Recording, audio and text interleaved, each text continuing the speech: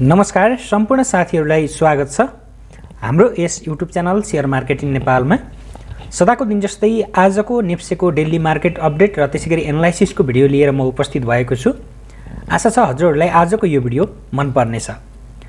हामीले सदाको दिन जस्तै आजको भिडियोमा पनि नेप्सेको आज दिनभरिको अवस्था कस्तो रह्यो र भोलिका दिनहरुमा चाहिँ नेप्सेको यात्रा कस्तो रहनेछ र हामीले शेयर खरिद बिक्री गर्ने योजना चाहिँ कसरी बनाउने अथवा भोलिको दिनलाई चाहिँ हामीले शेयर खरिद गर्ने दिन गराउने कि आफूसँग केही स्टक रहेको छ, प्रॉफिटमा रहेको छ अथवा अलिकति लसमा रहेको छ भने त्यसलाई हामीले अलिकति स्टप लस अथवा प्रॉफिट बुक गर्ने, यी सम्पूर्ण कुराहरुको बारेमा चाहिँ हामी आज छलफल गर्ने छौं।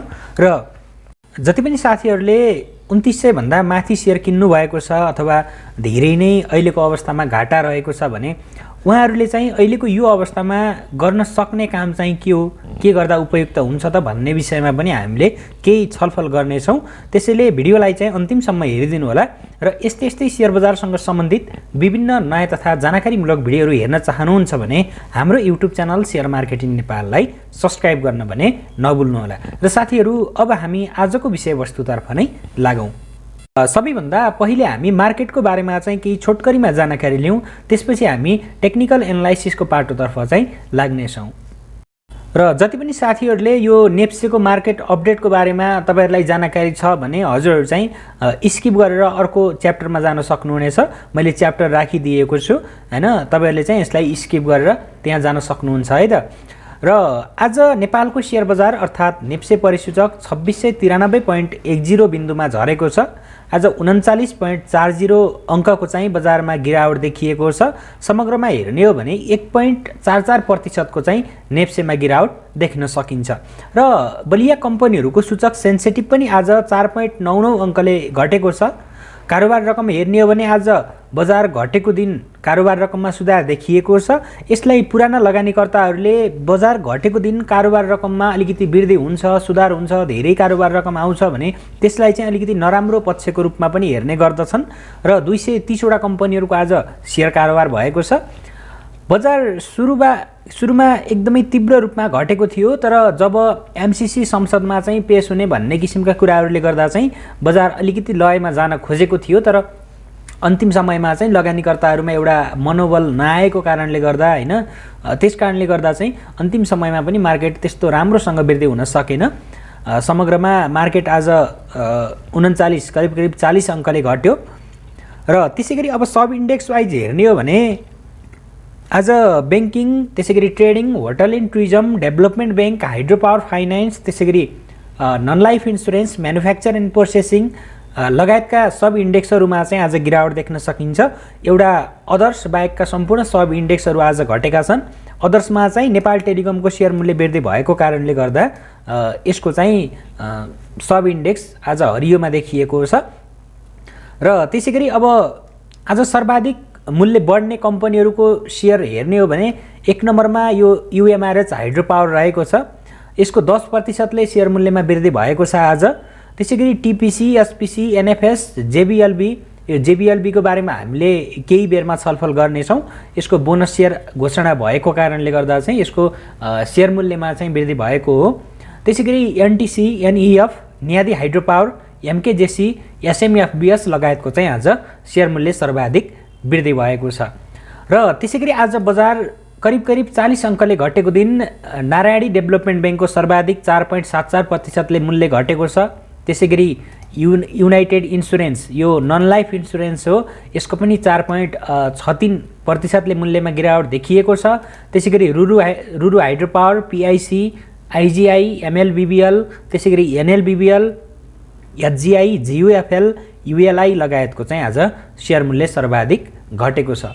भने कारोबार रकमलाई हेर्दा जीवन विकासको सर्वाधिक 58 करोड भन्दा बढीको शेयर कारोबार भएको छ। त्यसैगरी नेपाल टेलिकमको 19 करोड भन्दा बढीको शेयर कारोबार भएको छ। एचपीसी, अपी, एचडीएल, एनएचपीसी, एचआईडीसीएल, अप्पर तामाकोसी, एनएलआईसी, निफ्रा लगायतको चाहिँ आज सर्वाधिक रकमको कारोबार भएको छ। र साथीहरु यो त थियो हाम्रो नेप्सेको केही सामान्य जानकारी, सामान्य अपडेट, आजको अवस्था कस्तो रह्यो भन्ने विषयमा सामान्य जानकारी। इन्डेक्स, सब इन्डेक्स वाइज हेर्ने हो भने एउटा मात्रै सब इन्डेक्स अदर वृद्धि भएको छ। त्यसैगरी कारोबार रकम हाम्रो 4 अर्बको कारोबार भएको छ। र त्यसै गरी 230 वटा कम्पनीहरूको आज सेयर कारोबार भएको हो। 39.40 अङ्कले बजार घट्यो, समग्रमा यति नै रहेको छ हैन। र अब हामी यो जीवन विकासको बारेमा केही सामान्य जानकारी लिउँ। यसको लाभांश घोषणा भएको छ र जसअनुसार आज सेयर कारोबारमा पनि 1 नम्बरमा रहेको छ भने टप 10 गेनर्समा पनि यो अटाएको छ। तर 3.49% को मात्रै वृद्धि देख्न पाइएको छ। यसको कारण पनि म तपाईहरुलाई चाहिँ केही शेयर गर्नेछु। जीवन विकास लघुवित्त वित्तीय संस्था लिमिटेड जेबीएलबीले आर्थिक वर्ष 2077-78 को मुनाफाबाट शेयरधनीहरूलाई 70% बोनस र 3.68% नगद लाभांश गरी कुल 73.68% लाभांश वितरण गर्ने घोषणा गरेको छ हैन। यसले आफ्ना लगानीकर्ताहरूलाई 70% बोनस शेयर दिने भयो भने 3.68% चाहिँ नगद लाभांश दिने भयो र कुल 73.68% लाभांश भयो। र बोनस शेयरलाई चाहिँ बोनस शेयर भनिन्छ, नगद क्याश दियो भने त्यसलाई चाहिँ नगद लाभांश भनिन्छ है, त क्याश डिभिडेन्ड भन्ने गरिन्छ। र यो कम्पनीको चाहिँ हिजो फागुन 7 गते बसेको सञ्चालक समितिको बैठकले यो शेयरधनीहरूलाई चाहिँ चुक्ता पुँजी रु 60 करोड 84 लाखको 70% अर्थात् 42 करोड 58 लाख 80 हजार बराबरको चाहिँ बोनस तथा 3.68% अर्थात् रु 2 करोड 24 लाख 14 हजार 736.84 बराबरको नगद लाभांश जुन यो बोनस शेयरको लागि लाग्ने कर हो त्यसको प्रयोजनका लागि चाहिँ वितरण गर्ने निर्णय चाहिँ गरेको हो है त। अब यसमा चाहिँ तपाईहरुसँग यदि 10 किता आइपिओ छ भने तपाईहरुको चाहिँ 7 किता थपिएर 17 किता हुने भयो। यो चाहिँ अब आजको मूल्य जति रहेको छ हैन त्यसको आधारमा भन्दा पनि बोनसको लागि यसले अहिलेसम्म बुक क्लोज मिति तय गरेको छैन। बुक क्लोज मिति तय गरिसकेपछि बुक क्लोजको दिनसम्म शेयर किन्ने, बुक क्लोजको अघिल्लो दिनसम्म शेयर किन्नेले चाहिँ यसको बोनस शेयर चाहिँ प्राप्त गर्न सफल हुनुहुनेछ। र जति पनि साथीहरूले अब आज यत्रो 70% बोनस शेयर आउँदा पनि किन सर्किट लागेन भन्ने किसिमका प्रश्न पनि हुन सक्दछन्। खास गरी जीवन विकासको लाभांश राम्रो आउँछ भनेर लगानीकर्ताहरूले पहिले नै थाहा पाइसकेका थिए। अब त्यसलाई इन्साइडर हो या होइन त्यो कुरा हामीले अहिले यहाँ गर्नु उचित नहोला, तर जीवन विकासको वित्तीय अवस्था अनुसार चाहिँ राम्रो लाभांश 50% भन्दा बढी बोनस शेयर चाहिँ आउने सम्भावनाको रूपमा हामीले धेरै ठाउँमा देखिएको थियो हैन। र मैले पनि कतिपय भिडियोहरुमा भनेको थिएँ हैन। र त्यसै कारणले गर्दा अब लगानीकर्ताहरूले सुरुमै किनेर बसिरहेका थिए कि कहिले बोनस शेयर आउँछ र मूल्य बढ्छ अनि बेच्छु भनेर। अब त्यो गर्नाले पनि आज सर्किट लाग्न सकेन, एउटा कुरा सामान्य कुरा त्यो भयो। अर्को मुख्य कुरा भनेको मार्केटको सेन्टिमेन्ट कसरी चलिरहेको छ त्यसले पनि प्रभाव पार्छ के। यदि आज मार्केट 39 अङ्कले नघटेको भए र 39 अङ्क जतिले बढेको भए जीवन विकासको शेयर मूल्यमा चाहिँ सर्किट लाग्ने सम्भावना बढी हुन्थ्यो। तर जब सुरुवाती चरणदेखि नै निरन्तर रूपमा मार्केट घट्यो नि त्यसले गर्दा चाहिँ यसको शेयर मूल्य सर्किट लेभलमा कारोबार हुन सकेन।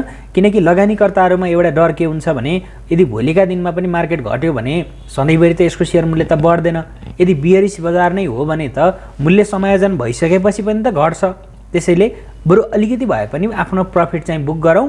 र नयाँ किन्ने साथीहरूले पनि के सोच्नु भयो भने बरु मूल्य समायोजन भइसकेपछि किनौला, अलिकति पछि किनौला, आजको लागि चाहिँ बढी एग्रेसिभ बाई चाहिँ नगर्ने भन्ने किसिमको रणनीति पनि गराउनु भएको होला हैन।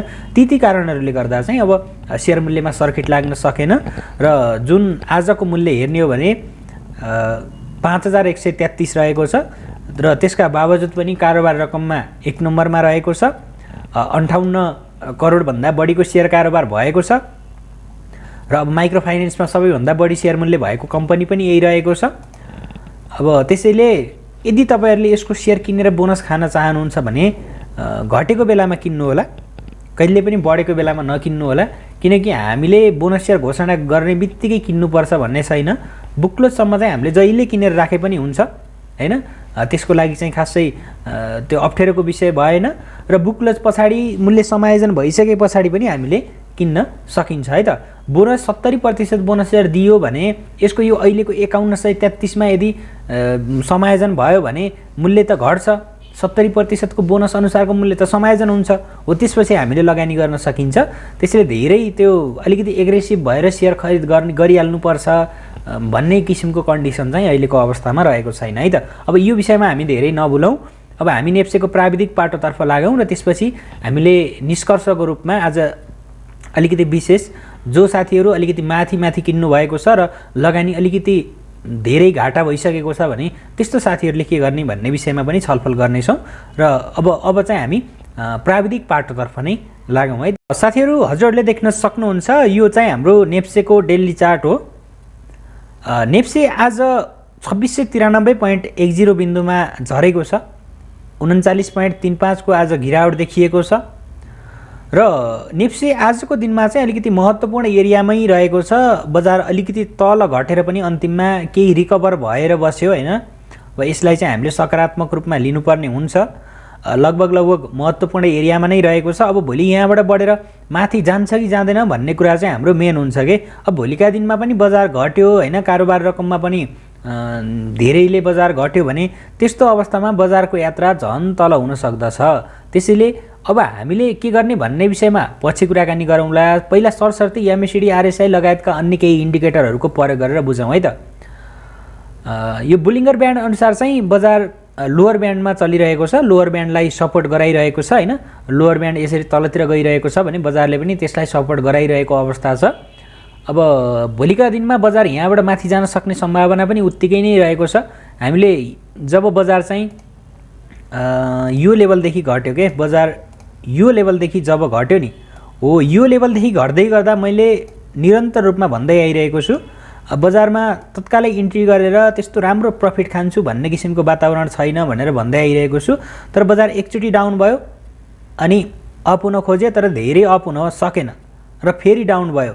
जुन एउटा बजारले यहाँनिर डाउन ट्रेन्ड बनाएको छ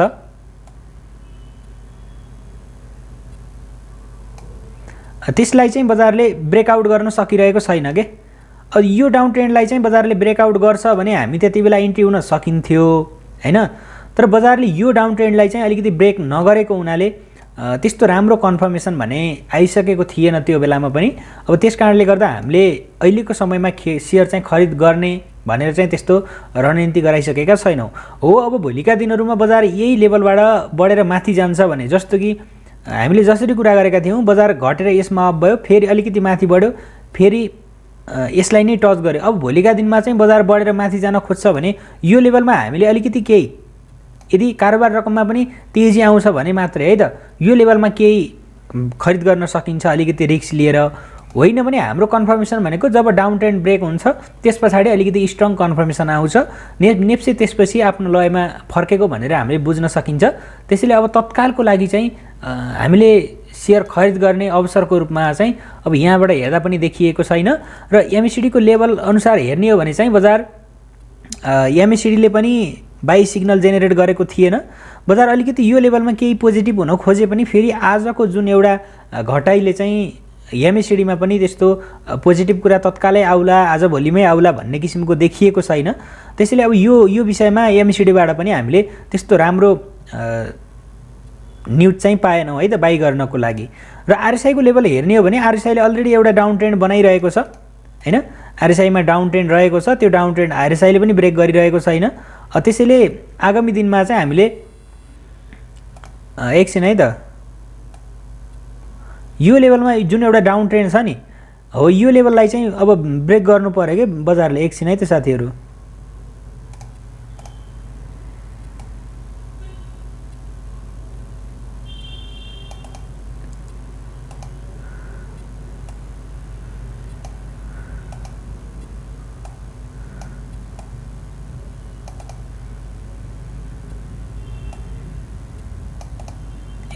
जसरी बजार यहाँबाट चाहिँ घट्न सुरु गर्यो, तल घट्यो, फेरि यो लाइनलाई चाहिँ टच गर्यो, फेरि घट्यो हैन, फेरि टच गर्न खोज्यो यो लेभलमा, तर माथिल्लो ट्रेन्ड लाइनलाई पनि टच गर्न सकेन नि त यो लेभलमा त। यहाँ टच गर्यो, यहाँ पनि टच गर्यो, यो ट्रेन्ड लाइनलाई टच गर्न सकेन र बजार फेरि निरन्तर रूपमा चाहिँ घट्दो लयमा देखिएको छ आजदेखि झन्। भने यस्तो अवस्थामा हामीले सेयर खरिद गर्दा माथिबाट जुन स्पिडमा चाहिँ चक्कु खसिरहेको हुन्छ नि हो, त्यो चक्कुले हामीले बीचमै आफ्नो हत्केलाले रोक्ने प्रयास गरे जस्तै हुन्छ के। त्यति धेरै क्षति हुन पनि सक्दछ। त्यसैले अब तत्कालको लागि भन्ने हो भने त्यस्तो राम्रो स्ट्रङ कन्फर्मेसनको रूपमा आइसकेको छैन। हामीले कस्तो दिनलाई चाहिँ अलिकति अवसरको रूपमा लिने हैन, अलिकति रिस्क लिएर कस्तो दिनमा चाहिँ हामीले सेयर खरिद गर्न सकिन्छ भने एउटा म तपाईहरुलाई उदाहरण देखाइदिन चाहन्छु है त। हामीले कस्तो दिनमा चाहिँ अलिकति रिस्क लिने भने जुन दिन बजार चाहिँ अलिकति राम्रै तरिकाले घटेको हुन्छ नि, हो त्यही दिन अथवा त्यसको भोलिपल्ट, यदि बजार त्यसको भोलिपल्ट पनि घट्छ भने चाहिँ त्यसपछि हामीले अलिकति खातामा आएपछि बेच्ने हिसाबले किन्न सकिन्छ। जस्तो कि यो लेभलमा पनि बजार राम्रै तरिकाले घट्यो 3 कारोबार दिनसम्म, जब यो लेभलमा सेयर किन्नु भएको थियो भने यो लेभलमा त हामीले केही प्रफिट बुक गर्न पाइयो नि, हो त्यस्तो चाहिँ हामीले गर्न सकिन्छ के। अब यो लेभलमा किन्ने साथीहरुको पक्कै पनि अझै पनि केही न केही यो लेभलमा प्रफिट बुक गर्नु भएको होला भने तीव्र रूपमा 3-4 दिन 4-5 दिनसम्म बजार तीव्र रूपमा घट्छ भने 1-2 दिन बजार चाहिँ बढ्छ के, हो त्यसैले चाहिँ हामीले अलिकति वेट गर्ने हैन, अलिकति रिस्क लिएर लगानी गर्ने हो भने हामीले त्यस्तो बेलामा लगानी गर्न सकिन्छ हैन। यदि अब होइन अलिकति स्ट्रङ कन्फर्मेसन नै कुर्ने हो भने तत्कालको लागि पनि अब सेयर खरिद गर्ने दिनको रूपमा भोलिको दिनमा पनि नहुन सक्दछ। भोलिको एक दिनको बजार हेरेर कारोबार रकम कस्तो हुन्छ, नेप्सेको वृद्धि कस्तो हुन्छ, जुन यो दिन कारोबार रकम आएको थिएन हैन, बजार माथि जाने सम्भावना त देखियो तर कारोबार रकम अघिल्लो दिन भन्दा पनि खस्किदो अवस्थामा देखियो के। यो दिनमा अलिकति माथि कारोबार रकम आएर टर्नओभर अलिकति बढी भएर बजार वृद्धि हुन्थ्यो भने पक्कै पनि त्यसको भोलिपल्टदेखि लगानीकर्ताहरुमा एउटा पोजिटिभ चाहिँ हुन्थ्यो के, मार्केट सम्बन्धी एउटा अलिकति सकारात्मक किसिमको धारणा बनाउँथे लगानीकर्ताहरुले, तर भइदियो के उल्टो भइदियो के। त्यसकारणले गर्दा पनि अब बजार घटिरहेको छ। खास गरी अब तरलताको संकट नै अहिलेको प्रमुख घटाइको कारण बन्दै आइरहेको छ र आजको बजारलाई चाहिँ खास गरी घटाउनुको मुख्य कारण भनेको अब जुन एउटा शेयर धितो कर्जा रहेको थियो त्यसैलाई हाउगुजी बनाएर पनि हो हैन। खास गरी अहिलेको अवस्थामा अलिकति कडाई गर्छ भन्ने त अपेक्षित नै थियो, तर त्यस्तै कुराहरुले गर्दा पनि अब बजारलाई प्रभावित बनाइरहेको हुन्छ। कतिपय बेचेर बसेका लगानीकर्ताहरुलाई बजार घटाउने बहाना चाहिएको हुन्छ भने किनेर बसेका लगानीकर्ताहरुलाई बजार बढाउने बहाना चाहिएको हुन्छ र यो दुईवटाको जुन द्वन्द छ नि ठूला लगानीकर्ताहरुको, त्यसको मारमा भने हामी साना लगानीकर्ता परिरहेका हुन्छौं के, हो त्यसैले चाहिँ अब हामी तत्कालको लागि पनि शेयर खरिद गर्ने मोडमा छैनौं।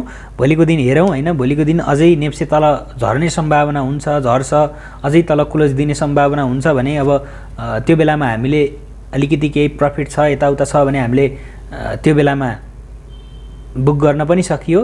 अब होइन भोलिका दिनमा बजार राम्रै अंकले वृद्धि हुन्छ अथवा बजार 2700 माथि नै गएर वृद्धि हुन्छ र त्यसपछि पनि कारोबार रकममा सुधार हुन्छ, मार्केट बढ्दै गर्दा भने अलिकति रिस्क लिएर लगानी गर्न सकिन्छ। तर स्ट्रङ कन्फर्मेसन भनेको भोलिको बजार वृद्धि भए पनि हाम्रो चाहिँ आउने छैन है त।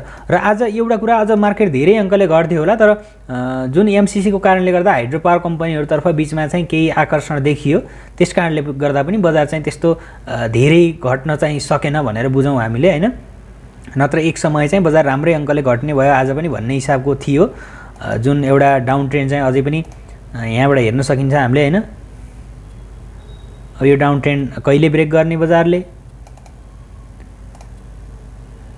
यो डाउन ट्रेन्ड ब्रेक गरेर माथि जानु पर्यो बढ्नको लागि। अब हाम्रो रेसिस्टेन्स भनेको अब बजार यदि बढेर माथि गयो भने यो लेभललाई पनि ब्रेकआउट गर्नु पर्यो हैन। यो लेभलतिर एउटा रेसिस्टेन्स रहेको हुन्छ, त्यसलाई ब्रेकआउट गर्नु पर्यो।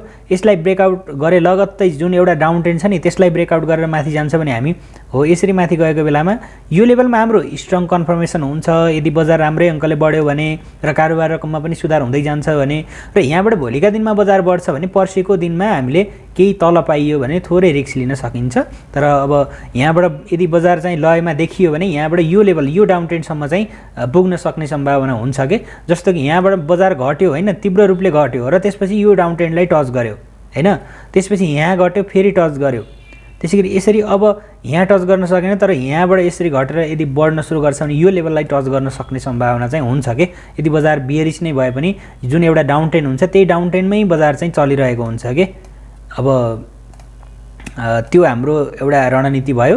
अब टेक्निकलको बाटो हामीले यही नै अन्त्य गरौँ र अब चाहिँ भोलिको दिनमा हामीले शेयर किन्ने दिनको रूपमा अझै पनि रहेको छैन। मैले भनि नै सकेँ धेरै कुरा त हैन। र अब अलिकति माथि किन्नु भएको छ, धेरै लस भइसकेको अवस्था छ भने यस्तो बेलामा के गर्ने, अब हामीले के गर्ने भन्ने विषयमा केही छलफल गरौँ। र अहिलेको अवस्थामा चाहिँ तपाईहरु केही नगदमा जहिले पनि बस्ने गरौँ। अहिलेको अवस्थामा भए पनि बजार बुलमै भए पनि हैन, यो चाहिँ हाम्रो खास गरी बजार क्र्यास हुँदा अथवा करेक्सन भइरहँदा चाहिँ काम लाग्छ के। जस्तो कि केही दिन अगाडि बजार 100 अङ्कले घट्यो नि, हो त्यो बेलामा हामीले केही किनेर हैन थोरै भए पनि प्रफिट बुक गर्न सकिन्थ्यो के। त्यसैले केही नगदमा चाहिँ हामीले जहिले पनि बस्नुपर्छ। र त्यसैगरी अर्को कुरा भनेको ऋण खोजेर सकेसम्म लगानी नगर्ने। हाम्रो चाहिँ कहिले कहिले के भइदिरहेको हुन्छ भने ऋण खोजेर लगानी गरिरहेका हुन्छौँ, आफूले उतापट्टि ब्याज पनि तिर्न पर्यो, यता सेयर बजार घटिरहेको छ, त्यस्तो अवस्थामा उतातिरको ऋण तिर्नुपर्ने बाध्यता आयो भने यता घाटामा बेचेर हामीले उताको ऋण तिर्दाखेरि चाहिँ आफ्नो भयभरको पुँजी चाहिँ समाप्त हुने सम्भावना हुन्छ। त्यसैले मैले कहिल्यै पनि ऋण खोजेर सेयर बजारमा लगानी चाहिँ नगरौँ नै भन्छु। आफ्नो सेभिङ छ हैन, आफ्नो बचत छ भने त्यो बचतको केही हिस्सा मात्रै सेयर बजारमा लगाउने हो हैन। अरूको देखासिकी गरेर अरूले धेरै कमायो भन्ने त्यो सोचेर ऋण लिएर चाहिँ हामीले सेयर बजारमा लगानी गर्नु त्यति उचित हुँदैन। र त्यसैगरी अर्को कुरा भनेको चाहिँ अब दीर्घकालीन सोच्ने। हामीले सेयर बजारमा आजको भोलि नै धनी बनिन्छ, धेरै पैसा कमाइन्छ भन्ने भन्दा पनि अलिकति दीर्घकालीन सोच बनाएर पनि लगानी गर्नुपर्ने हुन्छ। अहिलेको अवस्थामा हामीले यदि ट्रेडिङका लागि किनेका फन्डामेन्टल विक कम्पनीहरू किनिएको छ भने पनि हैन, ती कम्पनीहरू सँगसँगै राम्रा कम्पनीको मूल्य पनि घटिरहेको छ के। बजार कहिलेसम्म घट्ने हो, बजारले कुन लेभलमा बटम गराउने हो, त्यो कसैलाई पनि थाहा छैन। त्यसैले अब अहिलेको अवस्थामा तपाईहरुले के गर्नु पर्यो भने यदि फन्डामेन्टल विक छ, तपाईहरुलाई आफूले लगानी गरेको कम्पनीप्रति त्यति साह्रै विश्वास छैन भने त्यसलाई चाहिँ तपाईहरुले राम्रो कम्पनीतर्फ शिफ्ट गर्न पनि सक्नुहुन्छ के, जसले वार्षिक रूपमा लाभांश दिन सकुन् अथवा तिनीहरुको प्रफिट चाहिँ ग्रोथ हुँदै जाओस् हैन, प्रफिट चाहिँ बढ्दै जाने कम्पनीहरु। बेयरिश बजारमा पनि कतिपय यस्ता कम्पनीहरु हुन्छन् जसको निरन्तर शेयर मूल्य चाहिँ वृद्धि भइरहेको हुन्छ हैन। त्यसैले हामीले कम्पनी चिनेर लगानी गरौँ। हामीले नेप्सेमा लगानी गर्ने भन्दा पनि कम्पनीमा लगानी गर्ने हो। नेप्से त बढोस् घटोस् त्यो हामी अपडेट हुनु पर्यो, तर नेप्सेमा त हामीले लगानी गरेका हुँदैनौँ। हामीले गरेको लगानी त कम्पनीमा हो। त्यसैले आफूले गरेको लगानी गरेको कम्पनीमा पनि विश्वास हुनु पर्यो। यदि विश्वास छैन, भोलिका दिनमा अझै धेरै घाटा हुन्छ भन्ने जस्तो लाग्छ भने त्यसलाई चाहिँ हामीले राम्रा कम्पनीमा शिफ्ट गर्न पनि सकियो। यदि होइन भने बजार केही बढेको बेलामा थोरै लस भइसके पनि अलिकति तपाईले 25-50% जति जुन एउटा त्यो कम्पनीको शेयर छ नि त्यसलाई चाहिँ 25-50% जति राख्ने, 50% राखेर अन्य 50% अथवा तपाईको आफ्नो इच्छा अनुसार अलिकति बढेको दिन बेचेर हैन, फेरि बजार घट्दै गर्दा त्यसलाई एभरेज अथवा त्यसलाई चाहिँ ट्रेडिङको हिसाबले हैन त्यसरी चाहिँ तपाईहरुले लगानी गर्न सक्नुहुन्छ र दीर्घकालीन चाहिँ हामीले लगानी गर्नुपर्ने हुन्छ। त्यसैगरी अब अर्को कुरा भनेको चाहिँ टप र बटम कसैले पनि भन्न सक्दैन के। बजार कुन लेभलबाट घट्छ हैन, कुन लेभलबाट बढ्छ भन्ने कुरा त्यो कसैले पनि भन्न सक्दैन। तपाई हामीले ल एउटा उदाहरणका लागि हेरौँ न, हामीले नेप्सेलाई नै हेरौँ हैन। ल यहाँनेर हेर्नुस्, अब यो लेभलबाट बजार घट्छ भनेर तपाईहरु कसैले सोच्नु भएको थियो त? यो लेभलमा यो क्यान्डलमा किन्ने लगानीकर्ताहरूले भोलिका दिनमा पनि बजार बढ्छ भनेरै त किनेका हुन् नि। भोलिदेखि बजार घट्छ भनेर कसैले पनि किनेनन् नि। र यो लेभलमा बेच्ने लगानीकर्ताले पनि भोलि बजार घट्छ अथवा भोलि बजार घट्छ भनेर बेचेका होइनन् कि प्रफिट बुक गरेका हुन्। त्यसैले यहाँदेखि बजार घट्छ भनेर कसैलाई पनि थाहा हुँदैन के। त्यो अब संयोग बन्ने हो, जुन एउटा चार्ट हुन्छ नि त्यसमा चाहिँ देखिने हो के, त्यस्तो देखिने हो। र यहाँबाट बजार बढ्छ, अब यहाँबाट तल घट्दैन भनेर त्यो एउटा अनुमान मात्रै लगाउने हो के। त्यो अनुमान सधैँभरि चल्दैन। 100 जनाले अनुमान गरेकोमा 5-6 जना 8-10 जनाले भनेको मिल्नु स्वाभाविक हो के। त्यसैले टप र बटम कसैले पनि भन्न सक्दैन हैन। अब फन्डामेन्टल राम्रो कम्पनी छ भने त्यस्ता कम्पनीहरुमा तपाईहरुले थोरै गरेर लगानी गर्न सक्नुहुन्छ। शेयर किन्ने बेला कहिले पनि एकैपटक सबै रकमको नकिन्ने भनेर मैले बारम्बार भनिरहेको हुन्छु।